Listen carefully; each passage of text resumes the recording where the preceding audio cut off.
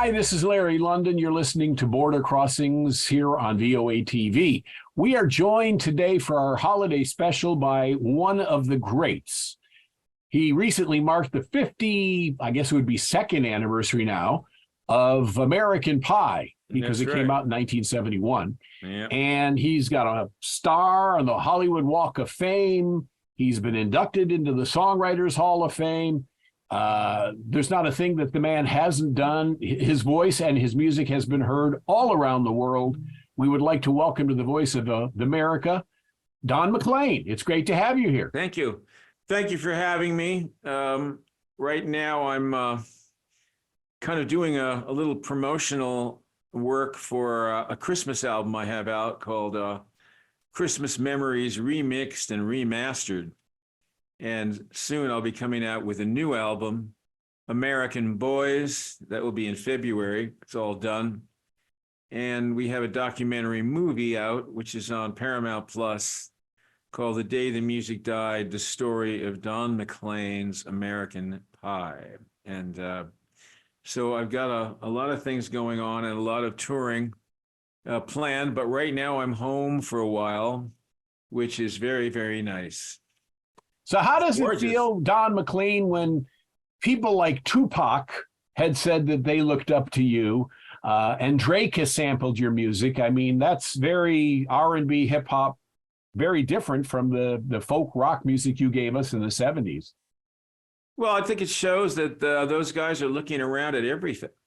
The Drake thing is one of the big mysteries, how he found the Primetime album, which is not an album that is front and center for me, but one of my, an album I'm very proud of.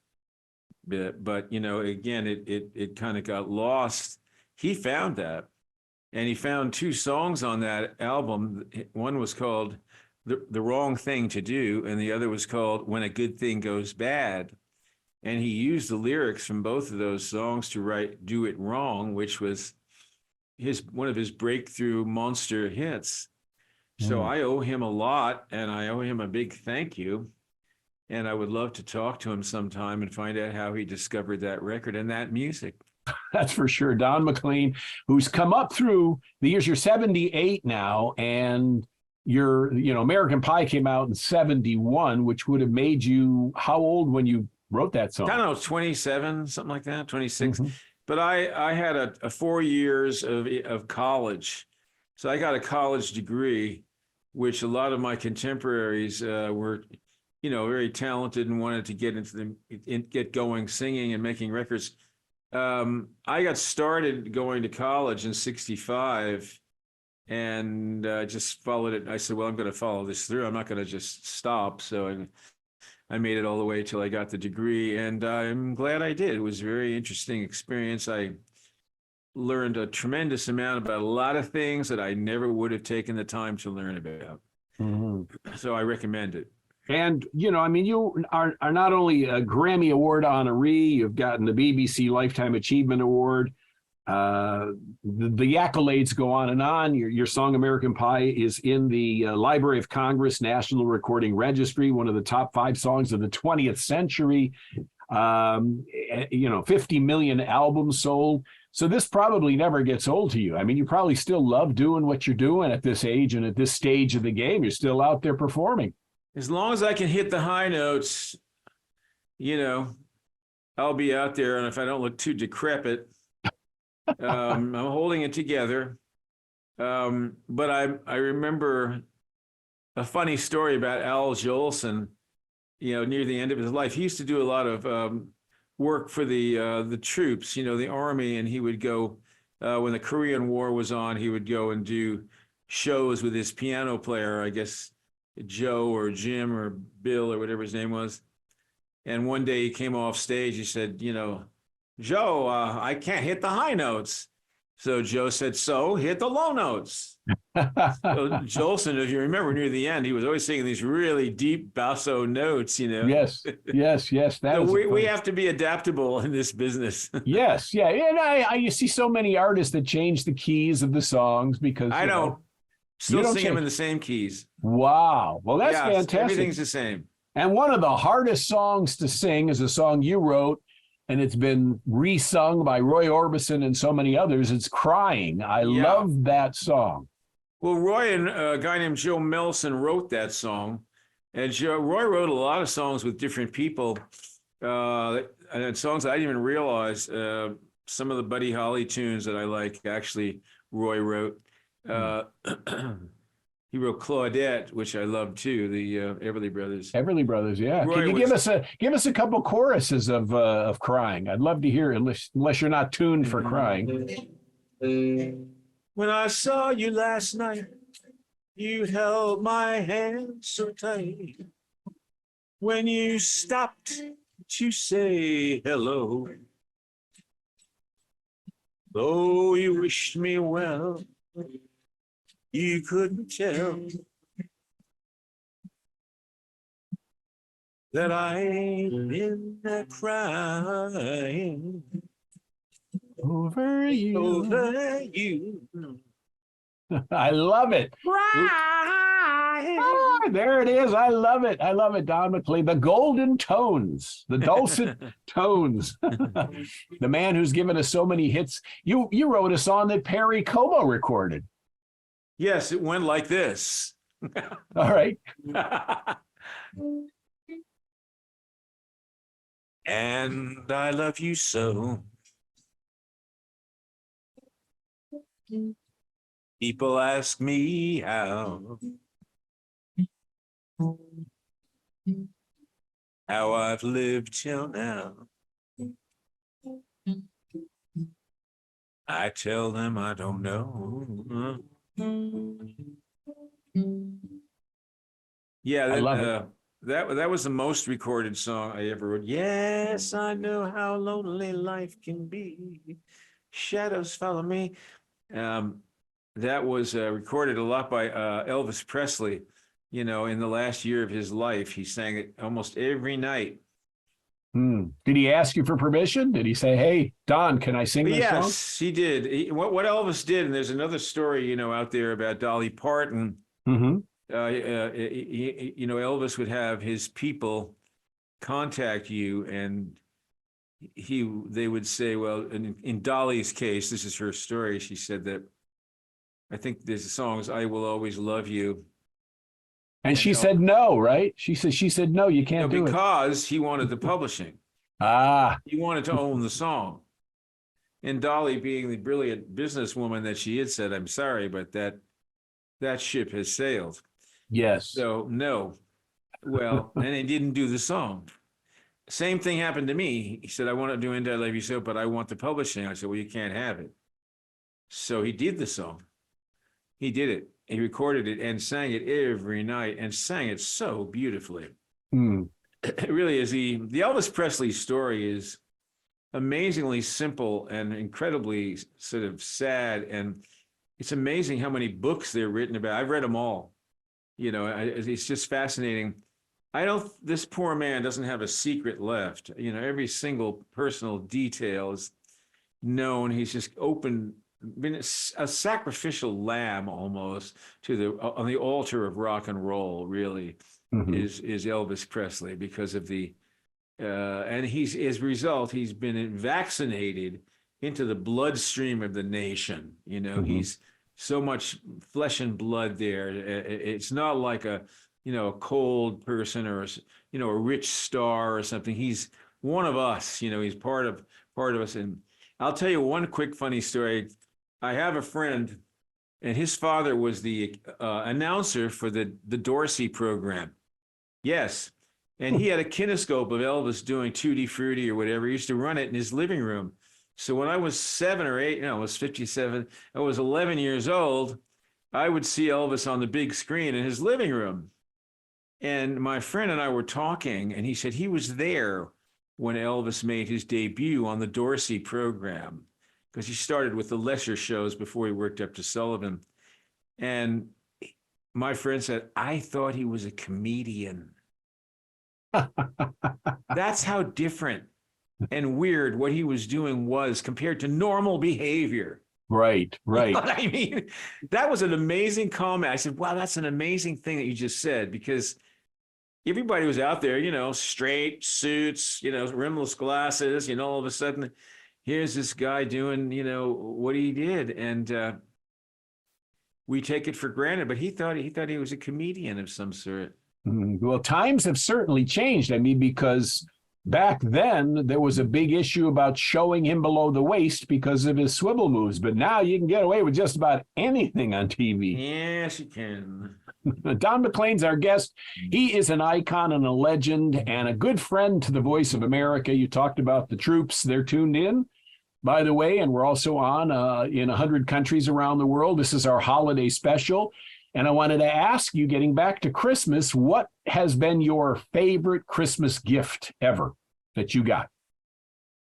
Oh, gee, I don't know. Well, it would have to be when I was very little. It would have been like a Gene Autry watch, or, a six-shooter, or a bicycle, or something like that. Those things you never forget. So you were big into Westerns when you were growing up? Yeah, Gene yeah, oh Autry yeah, and the six oh shooters? yeah. I'm sort of a Western aficionado, if you will. I love the silent era with Tom Mix, and the early talkies with the great Ken Maynard and Buck Jones, Tim McCoy, all those guys. I have huge libraries on this stuff. And that's why I made an album called the Western Album of this music, which I also love very much, the Sons of the Pioneers. And I'm very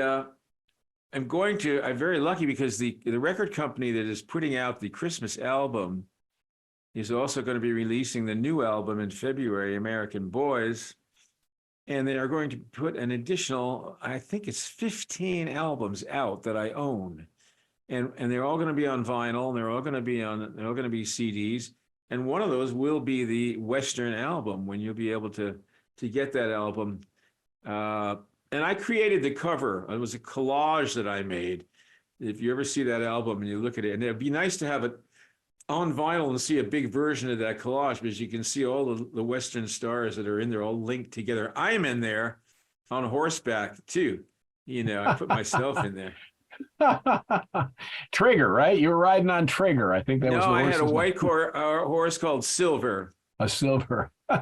So, I mean, you have done so much, and you also wrote a children's book. So, Well, I participated with interviews in the writing of the book. The book is called American Pie: A Fable, and it was really written by Judy Proffer, the wife of Spencer Proffer, who came into my life a few years ago, and he is the man behind the documentary movie that was so successful for us, The Day the Music Died, the story of Don McLean's American Pie, which is on Paramount Plus, and you can get if you want one of them, you can buy one on Amazon, as well as the Christmas album is on Amazon. But yes, he also came out with, got us a bookazine, those things.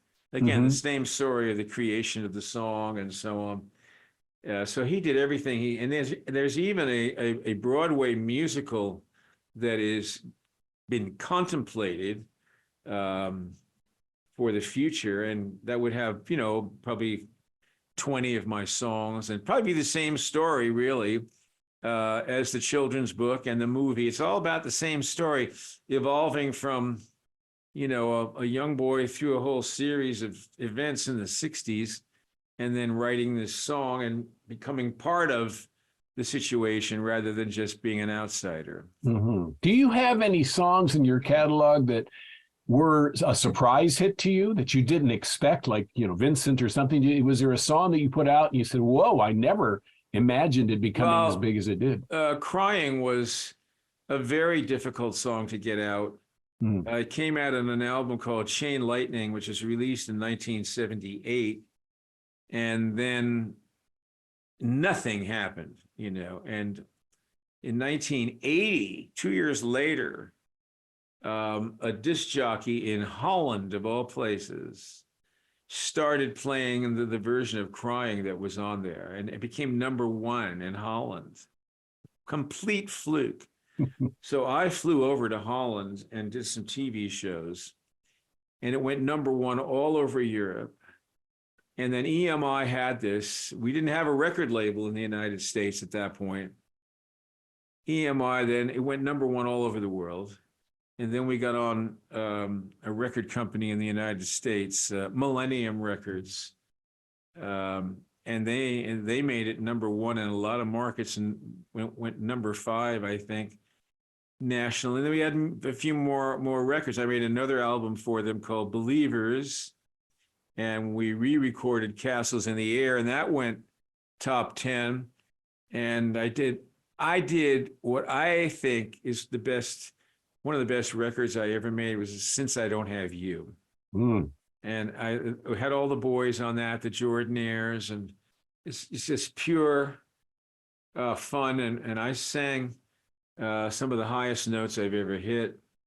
And I did it because I had to stop singing for a month because I'd almost lost my voice on this British tour that I was on. And they would be rugged for anybody. They would usually be 27 shows in 30 days, but nothing like what Elvis Presley had to do with the international 60 shows in 30 days. Oh my God. If that doesn't make you a junkie, I don't know what would. And done on a bus too. I mean, there was a lot of those bus tour where everybody's going city to city on a bus back in the day. Now it's private jets. A bus tour in those days was very difficult. They rented a regular bus and you sat in seats, Yes. You see the buses with Flatt and Scruggs in those buses, man, they're just sitting next to each other eating a sandwich, Now, I mean, oh my God. Now the luxury coaches and the private airplanes. But yeah, when you wrote American Pie about the tragic death of Buddy Holly in 1959 and Ritchie Valens and the Big Bopper, at that time they were doing the buses, and then they said we're going to get an airplane and try and make it to Iowa, I think it was. The thing is that they were singing every single night, and Buddy Holly had to do his laundry. So he took a plane, but he would only get a few extra hours to do his laundry, and he had to sing that night. So he wasn't going to gain anything. It wasn't like he was jetting off to have a few days off. There were no days off. There was frostbite. There were broken down buses. This was as bad as it gets. And this was Fargo in North Dakota when winter was winter, in 1959. Oh, Lord. And the drummer did get frostbite. But, wow. I have to say one thing. I'm a bit of a stoic. I like simple things. I mean, I am a wealthy man, but I've always lived way below my means, and I never thought of myself that way. But after all those years of, doing pretty well, it's added up, But when I see things like private planes and yachts and buses that are, multi-million-dollar, I don't particularly like that, Right. I like Pete Seeger. He used to have his banjo and his guitar on his back, and he would turn up at a school and take his banjo out and had his microphone, and he'd start playing and talking and telling a story and then getting the audience to sing and this and that. That was what I liked, and the more decadent it's gotten, I think the worse it's gotten. Right. I think that that's the song, the American boys invented rock and roll. I mean, they were all country boys. They were all looking at working, in the cotton field or plowing turnips or something, So being on the road and making a couple $1,000s a night was not a hard thing for them to do, And sometimes they didn't realize that you could do too much of it, and you'd be so tired that you'd fall victim to taking, stimulants and so on. And that's when that's what happened to Elvis. he Yeah, couldn't yeah. make his body do the show anymore. So he was Right. forcing his body to do what it didn't want to do. It needed rest. I read where he was taking medicine to wake himself up and when he was taking medicine to put himself to sleep. So just too Yeah. much, too Well, much. but again, he was poor and he couldn't see ending this life that he'd been fortunate enough to get with, you know, to be able to have this kind of income and cars and all these things that a poor boy wants, you know. Mhm. But I did see one thing with a 50 Cent, you know, was on TV, and he said he was pretty smart. He said he bought Mike Tyson's mansion. You know, it's had like 40 rooms and, you know, 100 $50 million. bathrooms. Yeah. And he said, I don't want a big house anymore, he said. And I said, you know, he learned something. He said, I don't, first of all, too many people in the house. He said, I don't know who's in the house. You know, it's just too big, you know. Right. And it's like Elvis's song, too much, you know, it's too much. Mhm. So one of the things that I knew that from the very beginning, because I was lucky enough to have been brought up a certain way. And I bought I bought a little farmhouse that I lived in for 20 years. And I'd ride my horses and shoot my guns off sometimes. And I had my vegetable garden and I had my animals, and I was never happier, you know, in this environment. 3 acres, that's all. And then I moved to a much bigger place in Maine at 175 acres because Wow. I was very into architecture, and so I wanted to restore this entire. It had many buildings on it, and I loved it. You know, it took me 30 years to fully restore this place and to furnish the house in the way I wanted it, and the right wallpaper and everything. And so that was another phase, but yeah, big is not always better. And one of the things I think that's not good about our country is this big, you know, more, win, win, win, you know. There's so much more to life than this, you know. I mean, Yep.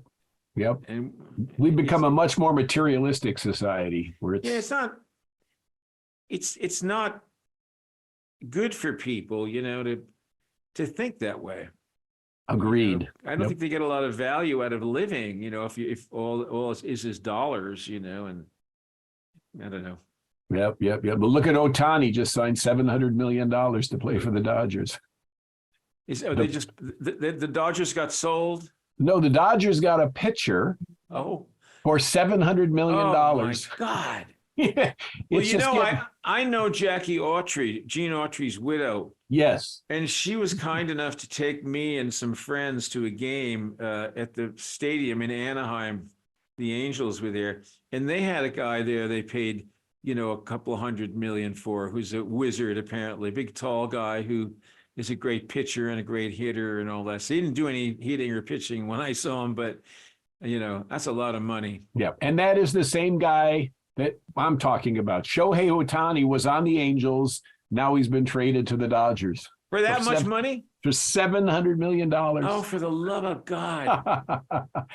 So I wanted to ask you, are you thinking about writing a memoir, your tell-all, your biography? No, I've got 2 books out. One is called American Troubadour. It's kind of a coffee table book, and it ends just before my disastrous divorce. So everything was hunky-dory at that point. The other book is a strict biography, a career biography. And I wanted to get all the facts straight as I could. And a man named Alan Howard, who's my dear friend in London, who was my webmaster for 25 years or so. He's one of those British people that knows every single detail, and he's wonderful. So he wrote the books. Now you mentioned divorce, and then I know you were in the tabloids for a little while about being with a 25-year-old. Are you still with that 25-year-old? Yes. Wow. We're still You're my together. hero. You're my hero. We've been together for almost 9 years, and she's the love of my life. And we just adopted a dog, so Oh, we're really rolling. congratulations on that. Don McLean's talking to us. Christmas Memories Remixed and Remastered. That's the name of the new album. Favorite Christmas songs of all time. What are they? You put them on the album, so tell me about them. Well, there's a variety of songs. There's a kind of a jazzy selection of the Christmas Waltz, and which is very swinging, and Let It Snow, which also swings, and with a little like quintet kind of thing, and background singers though, and there's stuff in there. It's very big productions. And then the more, Hollywood ones, Santa Claus is Coming to Town, Winter Wonderland, White Christmas is one of my favorite songs of all time. Hmm. I'll tell you an interesting thing. I grew up in New Rochelle, New York. Larchmont Woods, actually, is where I grew up, a very upper class suburb of New York City in Westchester County. That's why doing what I ended up doing with my life was strictly against the rules. Nobody was in favor of me doing what I was doing, but nobody cared that much about me anyway, so they didn't really care if I did it. But I got some big static from all over the place. How dare I, drop out of this and do this, what I was doing. Anyway, in a big house, it was almost like a Tudor mansion, I believe lived J. Fred Coots, who wrote Santa Claus is Coming to Town. And my father would drive by there and he would say, Donnie, do you know who lives there? And I would say, no. He said, well, the man who wrote Santa Claus is Coming to Town. And do you know his family goes all over the world and they just have money to spend in every country. They spend the money that accumulates there. That's what they do. He couldn't believe it.